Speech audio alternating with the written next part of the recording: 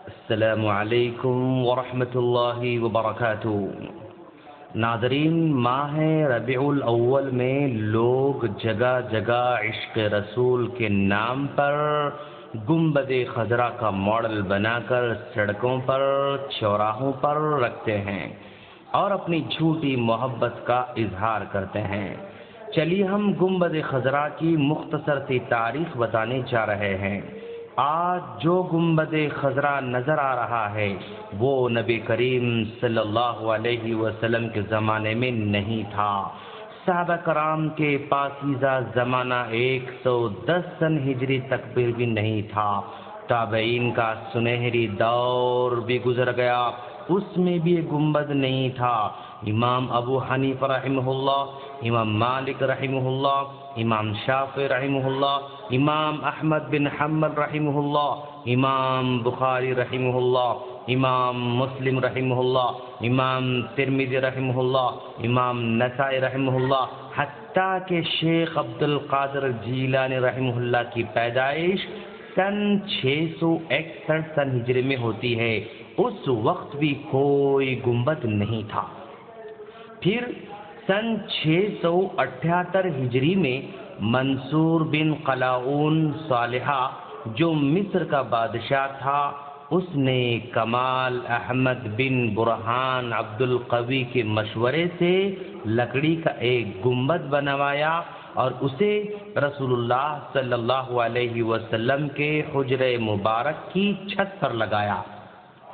اس وقت کے علماء اس بادشاہ کو روک نہ سکے، مگر انہوں نے اس کام کو بہت برا سمجھا، اور جب یہ مشورہ دینے والا کمال احمد معزول کیا گیا تو لوگوں نے اس کی معزولی کو اللہ کی طرف سے اس کے اس کام کی پاداش شمار کیا۔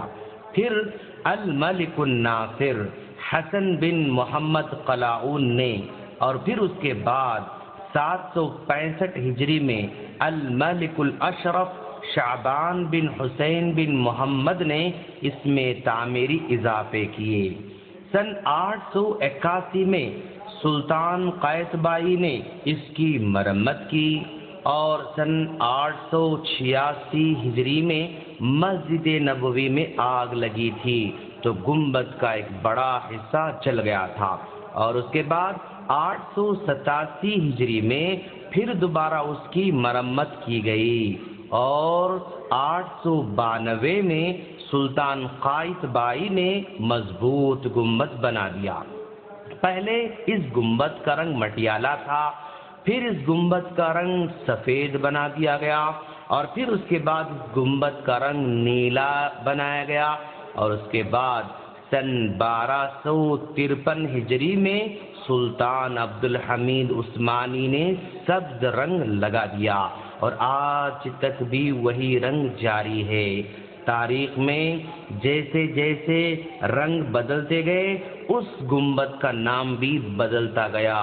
جب یہ گنبد نیلا تھا تو قبۃ الزرقاء کہا جاتا تھا، جب یہ گنبد سفید تھا تو قبۃ البیضاء کہا جاتا تھا، اور اب جب کہ یہ گنبد سبز ہے تو گنبد خضرا یا قبۃ الخضرا کہا جا رہا ہے۔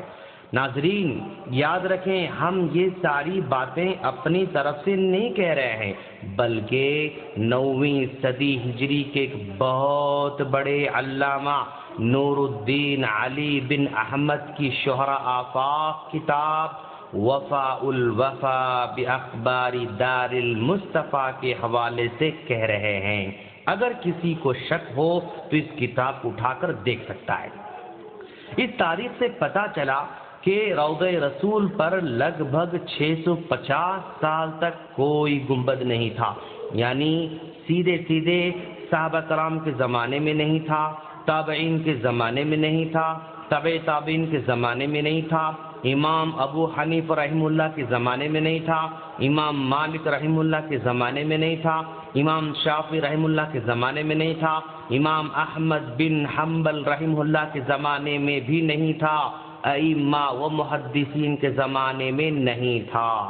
جب یہ ادوار جو کہ سنہری ادوار کہلاتے ہیں، اس دور میں اس گنبد کا کوئی وجود نہیں تھا۔ گویا 650 سال کے بعد بادشاہوں نے گنبد کی تعمیر کی۔ حالانکہ نبی کریم صلی اللہ علیہ وسلم نے قبروں پر عمارت تعمیر کرنے سے، گنبد بنانے سے صاف منع فرمایا ہے۔ ان بادشاہوں نے نبی کریم صلی اللہ علیہ وسلم کے حکم کی صاف خلاف ورزی کرتے ہوئے گنبدوں کی تعمیر شروع کر دی۔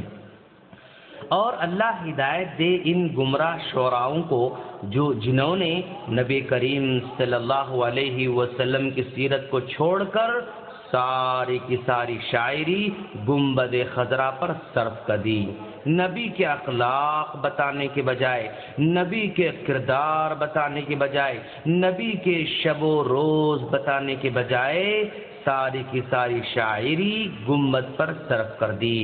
لوگوں میں نبی کریم صلی اللہ علیہ وسلم سے محبت کا طریقہ سکھاتے تو کتنا اچھا ہوتا، لیکن ایسا کچھ نہیں کیا۔